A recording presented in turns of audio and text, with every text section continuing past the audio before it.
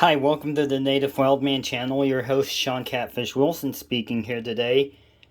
And I am going to do a review on my case minifin.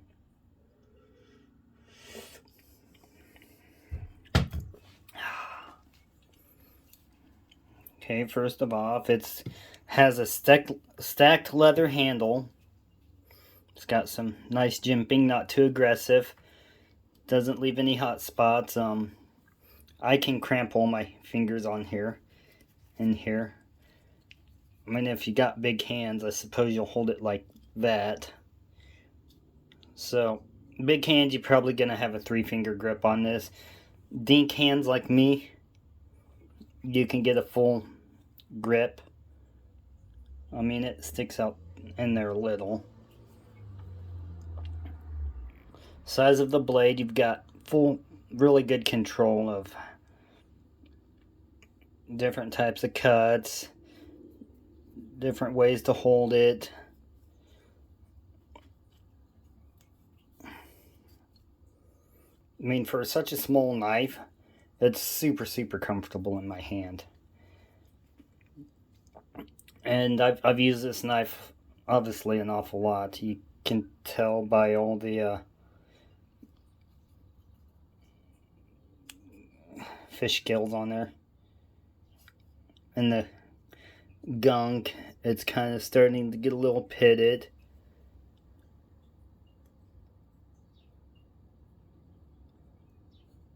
Yeah, sometimes those shad scales are really hard to get completely off the leather. They like to stick. They're real super tiny. We wash it off when we're done using it out at the river or when I'm out fishing somewhere. I'll wash it off and dry the blade out, but still it's around water and blood and different things constantly. So one thing to be aware of, if you have stacked leather, it will shrink over time. It'll lose its moisture, and like I said, dip it in linseed oil for a few days. It should moisten it back up. Now, how does this feel on the stone? This is a case of stainless steel. They use a few different types. They have what they call a true sharp stainless steel, which is most likely what this is. A lot of their stainless steel they just call true sharp. It's a case deal, case thing. But anyways, on the stone, this knife feels really good on the stone. It doesn't take long at all to sharpen. It's hold an edge for what it is, the type of steel it is, for a decent amount of time. Looks like I need to touch it up, which honestly, sometimes you don't even need to sharpen your knife to touch it up.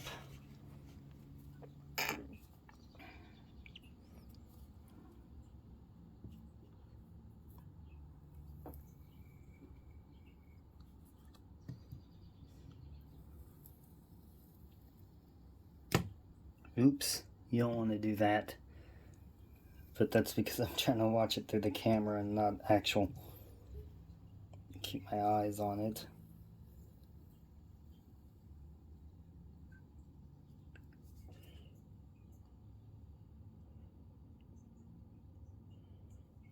I wouldn't hurt to hit it with a stone, but yeah, that's actually looking a little better. A couple passes on the strop. It's always good to have a nice strop. You want to, if you keep your knife stropped, you sharpen them less. And this knife, actually might be, there we go.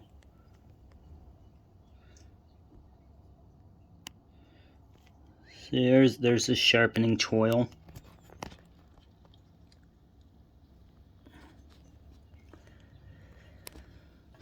Let's see, and that from the edge to the choil, that's not very good.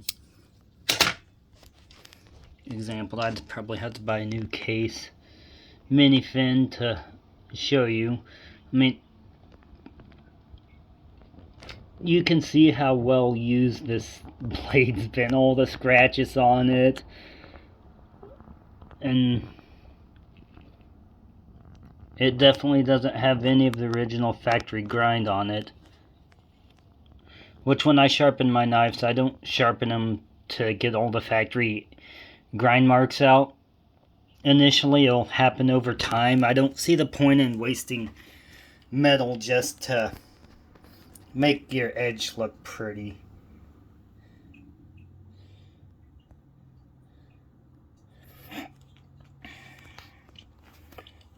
Because when you sharpen, you're taking off metal. How does this thing feel carrying around on my hip?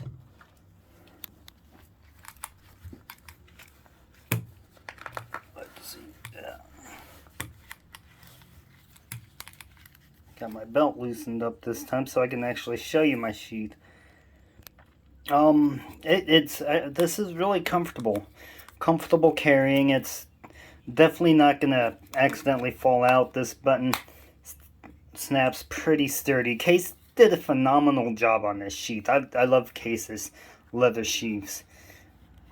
They're simple yet effective. The buttons work really good on them. As you can see, it's got nice thick stitching. It looks like it's only single stitched.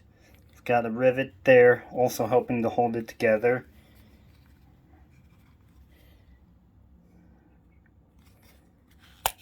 And then the inside, it has a little plastic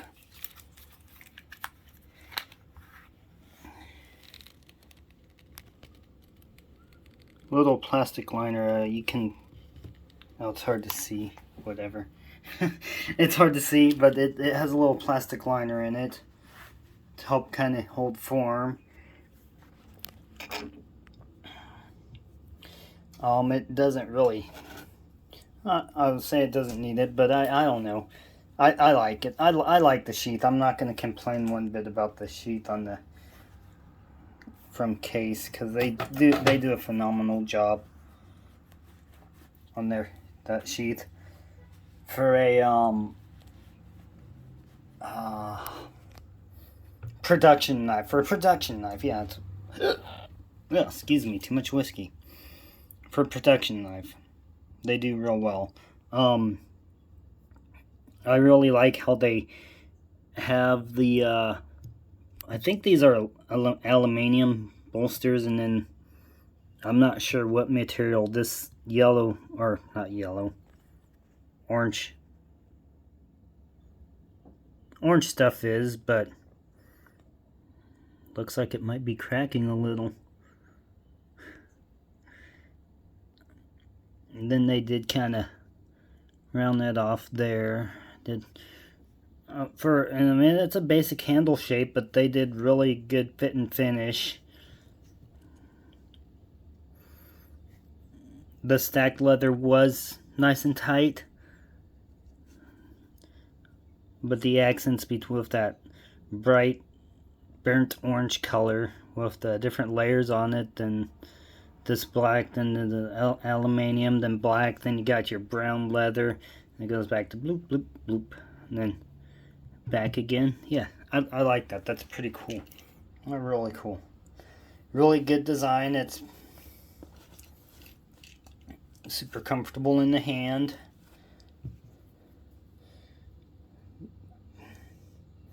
It's a fairly lightweight knife.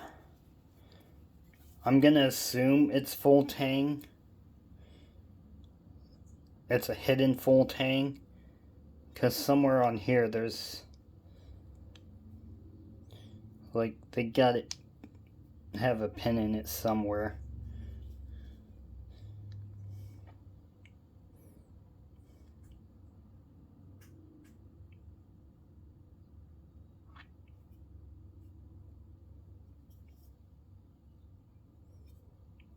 The only thing I don't like about jimping is it's kind of hard to clean out sometimes.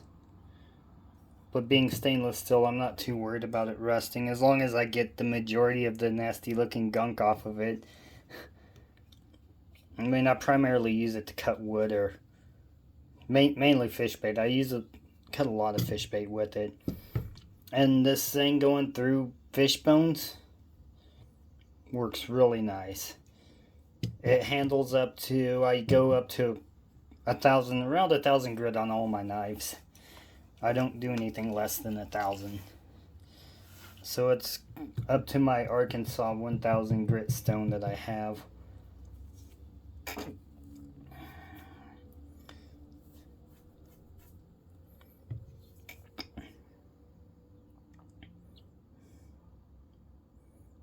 And of course the case X markings.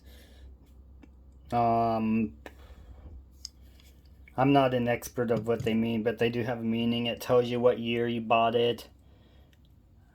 Essentially what year it was bought in. It's a collector thing that Case does, so people who collect cases know about what year they got the knife it came from. And they do different shield patterns. They do an arrowhead. I mean, you've seen my case collection.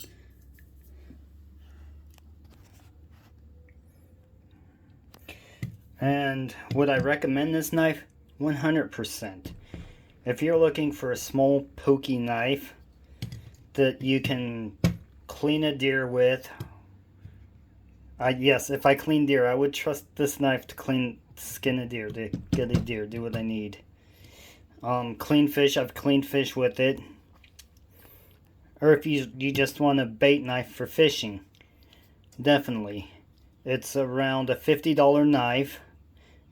Probably, maybe a little bit more now because of inflation, but shink. Yeah, see, there we go. Now it can be, oh wait, there.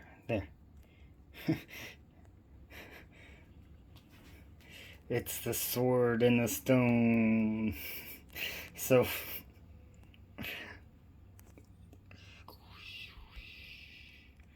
and it has a nice reflection on the blade, even with all the scratches. See?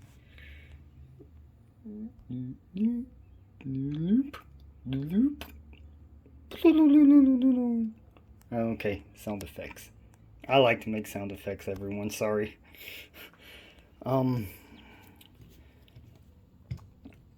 So you definitely are getting a good bang for your buck with this knife. And even though she's been used quite a bit,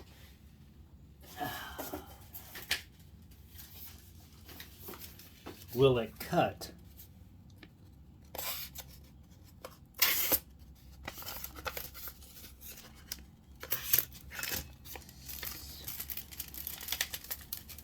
Maybe not, he don't like me today.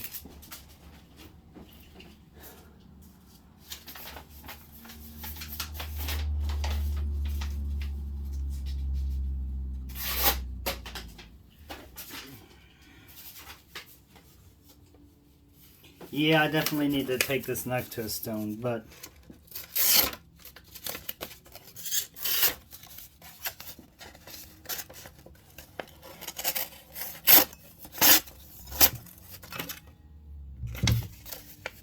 I mean, she'll cut paper pretty good. That was a little rough cut, but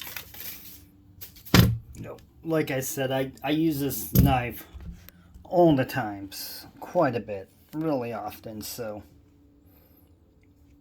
But once I touch her up with a stone, she will cut way better. You do have to sharpen this a little bit more often than some of the other knives, steels to say. Like, this one here. It's D2. D2 tool steel. Hold an edge longer. And that's the only example I'm going to use for something that'll hold an edge longer. So I would say this is kind of what people's grandfathers would have carried is something that I think when I look at this knife, or if your father would have carried something. Nice knife, classic case, classic design. It's got kind of a, say, clip point style blade. What I like is how thin of a blade it is, so it's really an inintrusive blade. You're not gonna pull it out and scare somebody like if you were to pull out something like this. Somebody asks for a knife and you pull them and give them this, they're probably gonna freak out and they know you. This one, if they ask for a knife, you pull it out and hand them to them, they'll be like, oh, okay, cool, and they'll know how to use it. So that's all I have to say right now. Peace and long life, my friends.